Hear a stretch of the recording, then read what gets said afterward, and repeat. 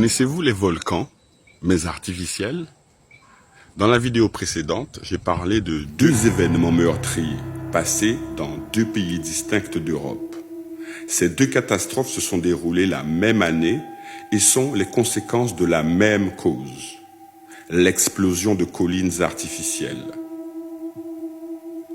Au Royaume-Uni, cette catastrophe s'est manifestée sous la forme d'un glissement, d'une coulée de matière visqueuse et dévastatrice. En Ukraine, une explosion violente avec projection de matière en fusion. Dans les deux cas, officiellement, ce n'étaient pas des manifestations volcaniques. C'étaient de vieux monticules de déchets miniers qui ont subi une auto-inflammation interne si intense qu'ils ont littéralement explosé, tuant un tas de gens. Selon l'équipe Arkela, ces drames illustrent parfaitement, d'une, la dangerosité mortelle des terrils, et de deux, leur troublante ressemblance morphologique et fonctionnelle avec les volcans. Lorsque vous vous pencherez en conscience sur le sujet, vous constaterez aisément que ces terrils ne se contentent pas de se comporter comme des volcans, ils ressemblent exactement à des volcans. Et une petite note par rapport à l'éruption de Donetsk que je viens de mentionner. Bien que ce soit produit il y a presque environ un demi-siècle, elle n'est apparue que récemment dans les journaux, après avoir été déclassifiée des informations secrètes. Peut-être au départ, elle a été rendue secrète, parce qu'ils ne voulaient pas que les gens dans la région, ils ne voulaient pas que les gens se rendent compte à quel point les monticules de déchets étaient dangereux. Bien que les terrils peuvent revêtir plusieurs formes, les coniques sont les plus répandues. Voilà ce qu'on peut observer comme manifestation lors du réveil brutal de ces monstres de pierre. Une ouverture au sommet de leur cône. Apparition d'une ou de plusieurs cheminées, des coulées de lave, des éruptions explosives, des éruptions éfusives, des projections de cendres et de scories, des projections de blocs et de bombes, des températures internes allant jusqu'à 1500 degrés, des émanations de gaz et de fortes odeurs de soufre. Et ils dorment et se réveillent, tout comme ces machins-là.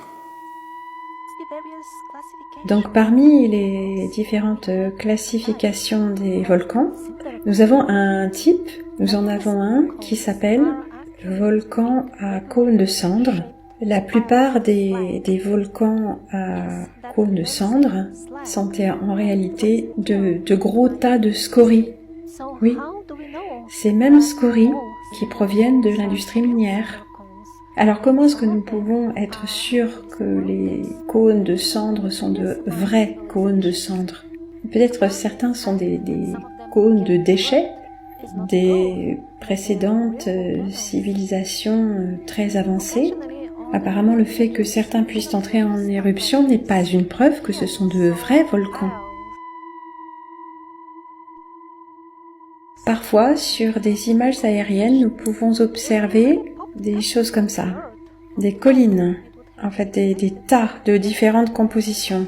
S'ils ont vraiment jailli de la terre, de dessous, on pourrait penser qu'ils ont la même composition. Donc plus tard, je reviendrai au sujet de ces collines apparentes, plutôt douteuses, avec d'autres types aussi de volcans. N'est-ce pas à la fois fascinant et bouleversant d'apprendre que des collines artificielles issues des exploitations minières ont toutes les caractéristiques morphologiques et fonctionnelles des volcans? Alors, posez-vous ces questions. Combien de ces montagnes dites naturelles que vous admirez sont en réalité d'anciens terrils déguisés par le temps et l'érosion? Combien de nos reliefs géologiques cachent-ils cette origine industrielle que l'histoire officielle a effacée?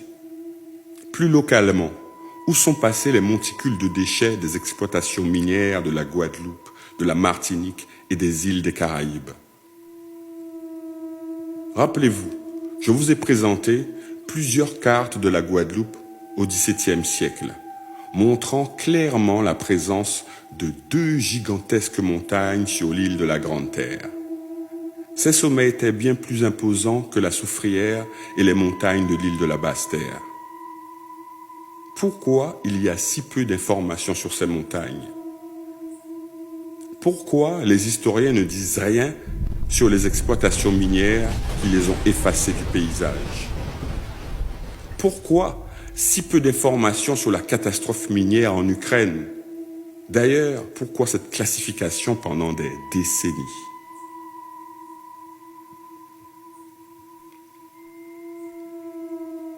Parce que révéler la vérité sur les terrils, révéler la vérité sur les crassiers, c'est remettre en question toute notre compréhension de la géologie moderne.